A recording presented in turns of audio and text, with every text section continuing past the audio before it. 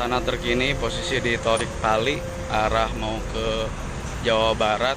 Ternyata bukan hanya longsor tapi amblas jalannya. Dan ini sangat yakin tidak bisa dilalui oleh kendaraan roda 4.